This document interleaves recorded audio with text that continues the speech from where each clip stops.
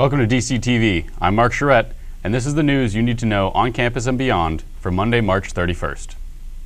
A missing person case in Whitby ends in tragedy. Here's Mike Woodcock with the story.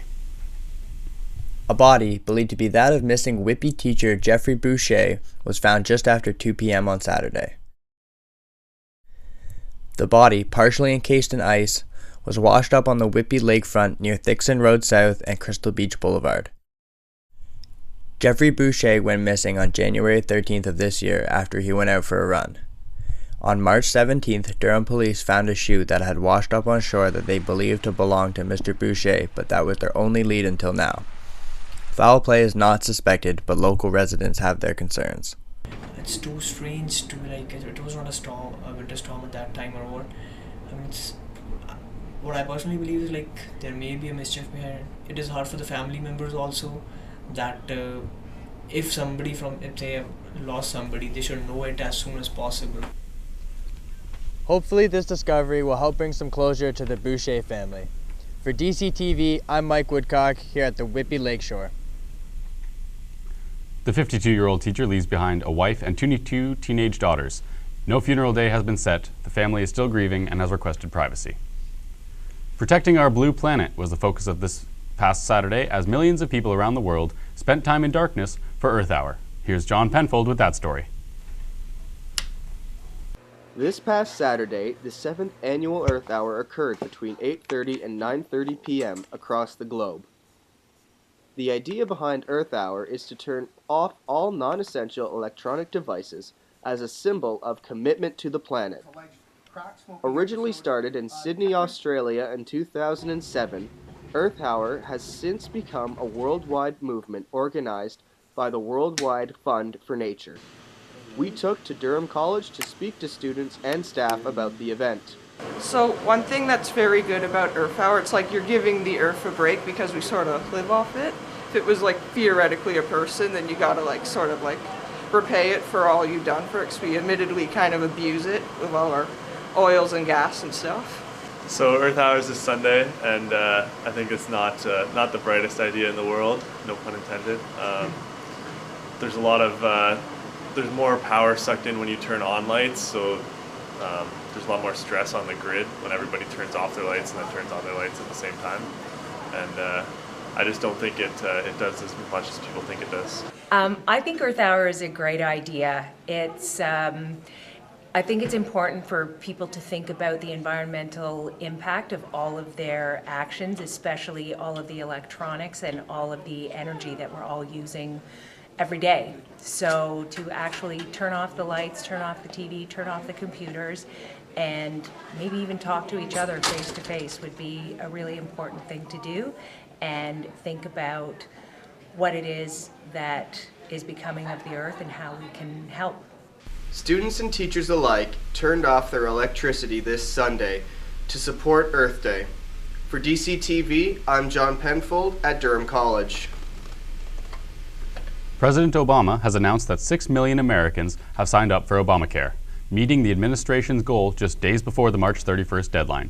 The Affordable Care Act has been marred in controversy since its inception, but promises to bring health care to over 48 million Americans who do not qualify or cannot afford adequate health care coverage. The controversial Piers Morgan hosted his last episode of Piers Morgan Tonight this past Friday. After taking over from Larry King in 2011, the British Morgan has often argued against gun culture in America. While dealing with his own phone hacking scandal, Morgan signed off after 3 years, saying, "We won some, we lost some, but we gave it everything we had," and ended the broadcast with a plea for stricter gun control. Turkey blocked the use of YouTube Friday, just days after blocking the social networking site Twitter. This comes on the heels of a leaked tape of officials discussing matters in Syria. Turkish Prime Minister Recep Tayyip Erdogan has called the leak villainous and dishonest. The block, which has been called similar to internet blocking in China and Korea, has been dubbed an administrative measure by the Turkish government. And that's your news for today. Up next, we've got all the latest sports highlights with Sam. Sam? Thanks, Mark. Yesterday marked the 120th anniversary of the 30K around the Bay race. The winner, Paul Kimugal, crossed the finish line with a near record of 1 hour and 35 minutes. The Toronto resident will be going home with a gold medal and $4,000 for his run. It could be a while before we see French-Canadian fighter Georges St. Pierre back in the octagon.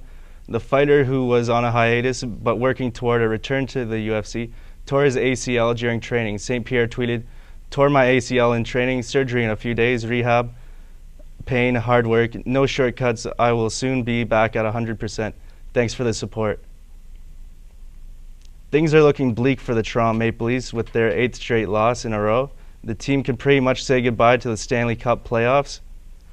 The main reason for their most recent loss being Detroit Red wing Darren Helm, who completed a hat trick during the third period, bringing the final score to 4-2. And now for local sports, here is Austin Ling with the Ajax Dolphins.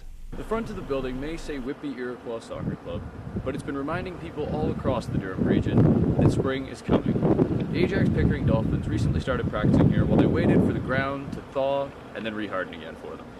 I sat down with the senior team special teams coach Adam Conkle to get his thoughts on the upcoming season and what it's going to take for them to win. A lot of these players have played at a higher level than they are now, and it's great to have them come back and play for the OVFL team. You can expect to see a lot of big plays on offense, defense, special teams. These players have the ability to change the game in an instant, and it's going to be an exciting season to watch. Come May, once we hit the field, they'll know where they need to be and how to react to each and every situation that they could possibly be given. I'd love to see some size added to the team, but that's nothing you can improve on. That's just a matter of personnel, and we've gone as far as we can go recruiting-wise, and it's just a matter of who shows up and who doesn't. Competition in the OVFL is always stiff, but the Dolphins' chances look good going in. When the festivities kick off on May 24th weekend, in Oshawa against the Hawkeyes, the boys will look to ride their work ethic and skill, as well as head coach Bert Smith's wisdom, to an OVFL championship. For more information, visit www.dolphinsfootball.ca. With DCTV, I'm Austin Ling, sending it back to the studio. Toronto Raptors set a new record for road wins with their 93-98 victory against the Orlando Magics. This is the Raptors' 20th road win for the season, setting a franchise record for the most wins away from home. Perhaps they can pull off another win against the Miami Heat tonight, bringing the number to 21 away wins. The Raptors' next home game is set for Wednesday against the Houston Rockets. The Toronto Blue Jays kick off the season today at 4 p.m. against the Tampa Bay Rays in St. Petersburg, Florida. The Jays are sending the knuckleballer R.A. Dickey to the hill to face off against Tampa Bay ace David Price. It should be a low-scoring game with both the C.Y. Young Award winners going head-to-head. The Blue Jays' first home game will be this Friday against the New York Yankees. And that about wraps it up for sports. Don't go anywhere. Mike joins us with all the names and news from the world of entertainment. Thank you, Sam. The Juno Awards, hosted by Serena Ryder, Johnny Reed, and Classfield, wrapped up last night with plenty of stars coming out to the MTS Center in Winnipeg. Tegan and Sarah took home the most trophies, including Single of the Year. Montreal rockers Arcade Fire won Album of the Year, and bubbly host Serena Ryder took home the statue for Artist of the Year. The night was filled with highs and lows, including a stadium-filled booing for Justin Bieber and Robin Thicke backing out of his performance at the last minute. To see a full list of nominees and winners, visit www.nationalpost.com. Durham College and UIT hit it off once again. Mouse-clicking and keyboard typing recently filled the room for this semester's Land War. Over 80 students came out for a fun-filled social weekend of playing video games. This was the 7th Land War to date and will continue every semester. This event included a bake sale and a raffle of prizes, of which all the events went to 6 Kids Hospital. Unfortunately for Durham College and UIT students, this is the end. E.P. Taylor's Pub and Restaurant will be holding their annual 19-plus Last Blast event on April the 11th. Because of the This Is the End theme, E.P. Taylor's will be transformed into heaven, hell, and of course, James Franco's house. Tickets are sold at the Tug Shop for $10 or at the door for $15. The annual Pangea Showcase made its way back to campus. Here's Annalisa Badu with the story. Durham College's 7th annual Pangea Cultural Show took place on March 22nd in the Campus Recreation and Wellness Center at the Oshawa campus. Hosted by the Student Association and Diversity Office, the event attracted over 450 guests to celebrate the college's rich diversity and showcase live performances of music, dance, and theater. The event kicked off at 6 p.m. with a taste of world-featuring foods from 7 different cultures including Asian, Italian, Caribbean, Mediterranean, East Indian, Mexican, and Polish cuisine. A unified nation in a sense, and just the word itself, Pangea, represents a time when all the continents were together, and so everyone was unified. So what does this event consist of? What do you guys do in there? All right, so what the event consists of is going to be a number of performances by people of different cultures. Well, last year I missed out, and I heard from my friends that it was a great event and they had a lot of fun. There's a lot of turnout, there's a big line behind me. So I wanted to be part of it and see what they were so excited about. So do you think this is helping the community and the students in Durham region to get to know each other's background? Kind of putting their culture forward, so yeah, definitely it's enriching people's experience with other people's culture. This is Annalisa Badu at the Campus Wellness Center at Durham College, signing out. Tonight is the concert many have been waiting for. The one and only Miley Cyrus takes the stage tonight at the Air Canada Centre. The 21-year-old has been showing just how up and close and personal she can get with her fans. The pop singer has been caught making out with fans and spitting water on them during shows. On top of riding an inflatable hot dog, wearing outrageous outfits, and using provocative gestures on the stage, the Bangers Tour has been the most talked about of tours this year. The movie everyone has been waiting to see was released on Friday. Noah is the well-known story about a man who's chosen by God to do some rescuing before an apocalyptic flood destroys the world.